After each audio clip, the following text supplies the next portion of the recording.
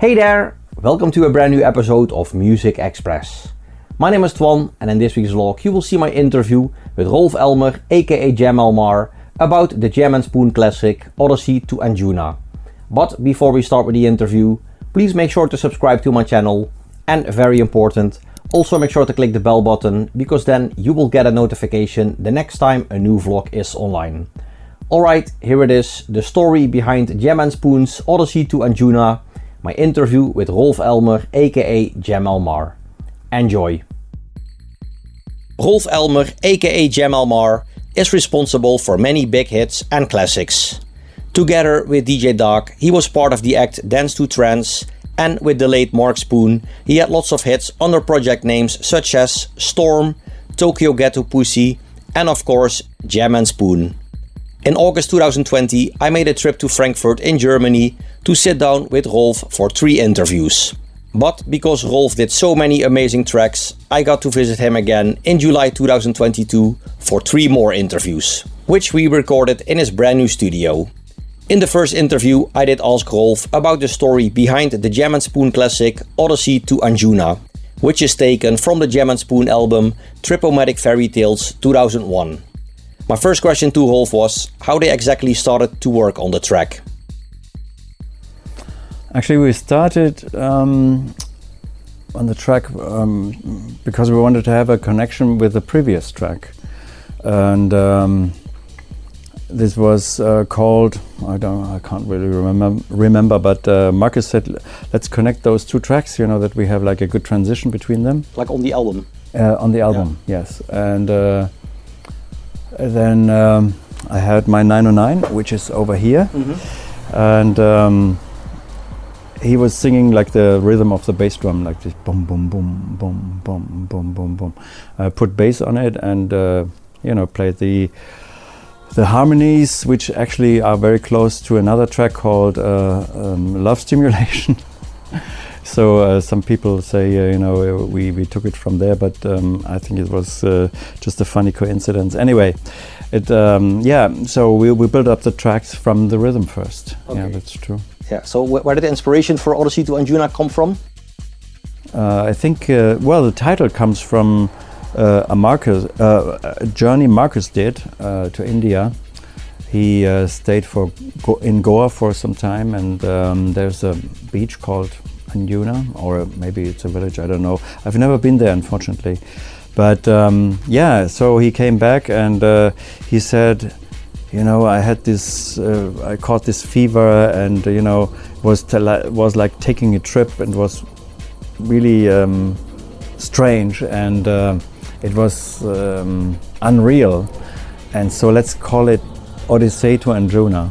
And I said, yeah, no problem. So when we build it up with the spirit like this and try to make it really spacey and out there, and the result was nice. Yeah, I think. Very nice. Yeah. So do you remember something from the production process of the track? Yeah, well, there was no big secret behind. It was just like the 909 bass drum. And the bass was generated by this funny guy here in the background, and one of my favorite instruments was JD800, and some of the expanders, and but there was no real secret behind. Yeah. Back at that time, I had a big mixer from Tascam M600, and we mixed it down there on this mixer, and. Today I do everything in the box, like on a virtual mixer, which is very convenient because you can recall everything. But back at that time it was just like, okay, moving faders and and trying to trim with real EQs, and so everything was analog, and it was fun to work. And because you had to make decisions, you couldn't say, today, I don't know, maybe let's work in 3 weeks again and recall it. That's not possible because you had like the board, and everything was set up, and you had your settings. Yes, and you could like write everything down and then probably recall it this way. There were some mixers that they had like a total recall, but it never was reliable as far as I know. It was always like a big risk. Yeah. So back then you had to record like track by track. Exactly, yeah, track by track. But we had the core of the whole system was a sequencer. I used the C-Lab notator back at that time, and so we didn't record it on tape, which we did before we had our own studio. We recorded everything on a multi-track tape, which is nice because it has a certain sound. But having our own studio, the core was really this notator, which is a sequencer program, like a very early digital workstation, like a DAW, we say in these days. And yeah, well, it's you had to make decisions. That sounds good, you know, come on, let's put it on tape. And then we recorded it and did the next track. So it was different, I think different from most people who work today. Yeah. So how long did it take you to finish the track? Oh, not very long, really. Maybe 2 or 3 days. You know, because it's funny that at that time, you know, realizing tracks were not really didn't take long time. It was just like this because it was a different kind of work. Yeah. You know, it was different way of working, and today there is like the mixing process is already being executed through the composition process, which is not necessarily a good idea. At least I do it because I need the feeling of the instruments and how they interact with themselves. So it's a certain kind of sound and vision that I have to get when I establish tracks. It's not like putting some tracks together and do the mixing later. It's just the way I work. I know that some people work much more spontaneously and much more like a live band, you know, just rehearsing and, oh, this is nice, come on, let's record it. But I'm a little bit different. Yeah, if it works for you, that's fine, right? Yeah, it works for me, but it's a lot of work, and it's not really necessarily the smartest and maybe not the quickest way to make a track. Yeah, but it's the result that counts, right? Yeah, well, it is. Yeah. So who came up with the piano melody? The piano melody, of course, I was trying, you know, certain licks on the piano, and but Marcus was on the black leather sofa, which is like in the background. You know, you can't see it, but it's there. You know, Marcus was sleeping there like this. This is good. You know, I was trying to establish something, and I was looking at him, and he was probably looking into some Vogue or, you know, DJ magazine.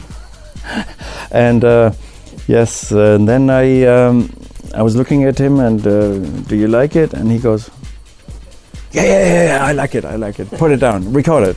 And this was the way it worked. It was really fun, and it was great. You know, I miss very much the spirit Marcus was bringing into this work. Yeah, he always had like good feedback. Oh yeah. It's much easier if you have like someone who trusts, who you can trust in thinking about music in a musical way. If someone is there in the room, it's very good. It's much it's very helpful. And when I work alone, and you have to make this decisions by yourself, and you try to maybe this one, and then you try this one, and you try to establish different ideas, but you know, it's just takes time, much more time than if someone says, this is good, you know, forget the other shit, you know, this is good. Yeah, and Mark could take his experience from the dance floor as a DJ into the studio, of course. Exactly, yes. So there are a few vocal samples we hear throughout the track. Can you tell where those come from? I don't want to talk really about this because it could cause some legal problems. Oh yeah. But there's also like that's one sample. I think you kind of use it. I'm not sure if it's really like a sample, like this vocal sample, like this. That's also at the end of the. It's in a lot of Jam and Spoon tracks. Yeah, this is legal, no problem. This is from. It's a very simple preset from a thing called Proteus, and it's it was actually a sample player by a company called Emulator or EMU. And it was one of the first presets. I think it's called Incoria or something. It's something with choir. So it's a funny name, but it's actually the third or the fourth preset of the first. So for the first bank, yeah, and it's it was very popular. We used it a lot. We used it on the Age of Love. Oh yeah, of course. Yeah. I think in Angel and also in Find Me. Yeah. So it was a signature sound of German Spoon, like the other razor sharp razor sound that we produced with the expander, the Oberheim expander. Yeah, that was another signature sound. So this year it's exactly 30 years ago that Odyssey To Anyoona came out. It started as a track on the German Spoon album Tripomatic Fairytales 2001. Later it got released as the B-side of the track Find Me. But when I checked the track Find Me, it has also Odyssey To Anyoona as like an additional title. So is there a reason for that? Yes, there's a reason for that, because of course we had an album deal with Sony Music. Was it CBS at that time? No, I think it was already Sony Music. Anyway, it doesn't matter. So, but they paid a lot of money, of course, to us to get the album from German Spoon. And of course, like a major company, they want hits, they want singles. And being Odyssey To Anyoona a complete instrumental track, with some vocal samples in, but but no real melody, and we had Right in the Night already before release with Plavka. We had to introduce Plavka's voice somehow. So I said, Marcus, why don't we take the chords and everything and let Nosy write something to it on the chords, like we did in Right in the Night, and he said, yeah, that's a good idea, let's do it. And so we sent him like a blank playback, with just chords, the rhythm, so he could like go crazy and find melodies. And then he came back with this idea, Find Me. And so this is the story behind, it was like a transformation of the music into something that is more pop, more radio, whatever you want to call it. So Odyssey To Anyoona is like the basis for Find Me. Yeah. That's cool. So is it a coincidence that the track is exactly 10 minutes long? That's a coincidence. That's a coincidence. Yeah. Okay, funny coincidence then. Yeah. Is it 10 minutes? I don't know. Yeah, it's 10 minutes. Yeah, okay. So the track is 30 years old now, and it's one of the biggest German Spoon tracks out there. Is it also one of your personal favorite German Spoon tracks? Yes, sure. And I'm mostly booked as a retro DJ, and I really love to play it. There are certain tracks like Get the Core that would melt very well into this, or Passion. Sometimes I mix, Passion, exactly.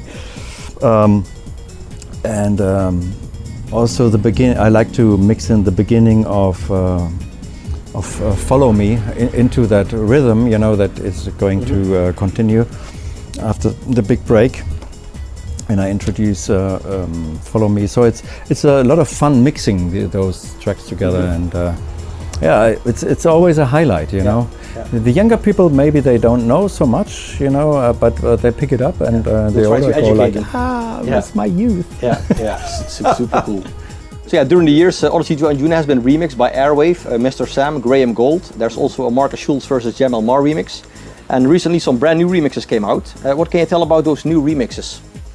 It was done by a good friend, and actually we became friends through this music, and by a fantastic producer from Brazil that I like very much, and his name is Rodolfo Weber. It's very known as Weber, and I like his productions very much. They are high class, they are forward techno, but always with a very high musical attitude and standard, and it's very intelligent techno, but still it has this earthy kind of thing to it.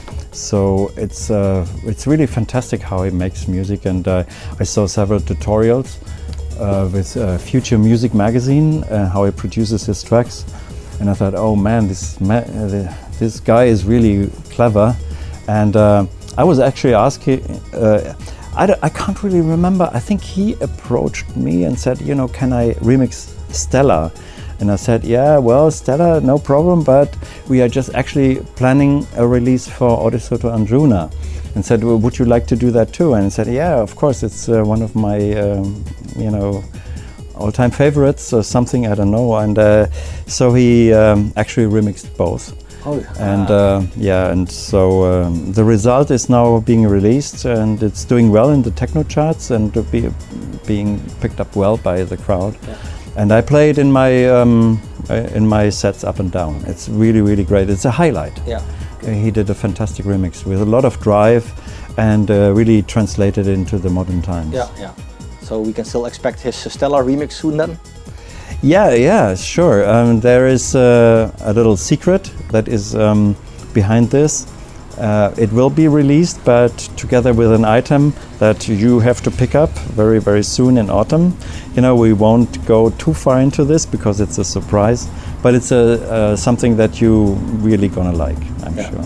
It's something that every Jam and Spoon fan needs to have, right?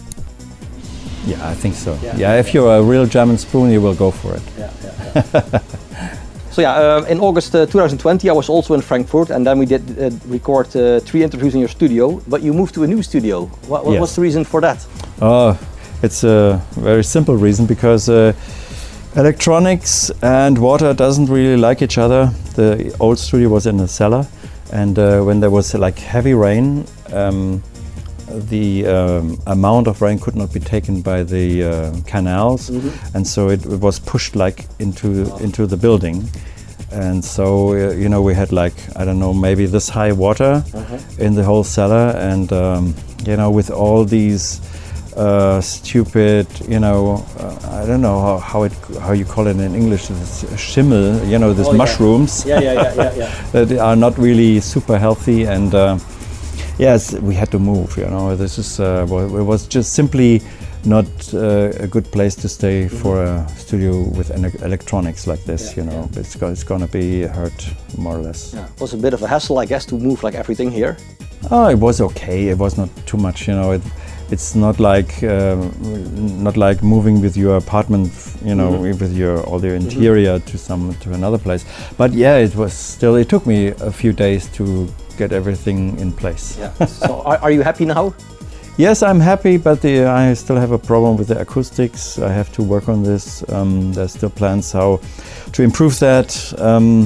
But I'm actually tend more to use headphones for mixing, because also as a DJ I'm very familiar now with you know, because when I do the beat matching and everything and the transitions, I rely on my headphones. Yeah. Which is, are they here? No, they're not here, but they sound really, really good, and this is the only reference that I can rely on. Because monitors, you know, in every club are different. Yeah. Sometimes they're really, really bad, and I don't want to rely on this. I just want to control the sound with a reference that I know well. Yeah. And so, yeah, this is why I also try to tend to work with headphones while I'm producing, that I have the same ambience, the same sound, actually, and so I can be more precise and, you know, have the same environment all the time. Also when traveling, you know, when you travel and you work with a little computer and do your layouts, then you have a better reference about what you're doing. Yeah. So this is the first video interview in your new studio? Yes. Oh, yes, I have an exclusive, yes. Yeah. So what are you working on right now?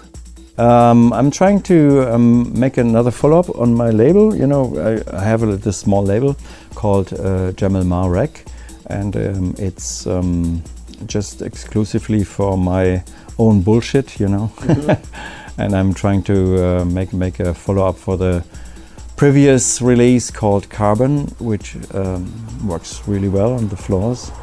And yeah, I'm just trying to catch ideas and play around with them and see what I can do. And since there is like a strong like renaissance of the 90s sounds, I think I'm gonna maybe move towards this, you know, because it's where I come from. Yeah, exactly. Yeah. So I think in the previous interview, because there's a track from Mike on the label as well, Mike Push. Yeah. And I think then we said like you guys should do a collab. Did that ever happen? Yeah, we did a collab, but for some reason, and we had like a go from the label we wanted to release, but for some reason they never released it. Anyway, it was a strong track though. It was nice.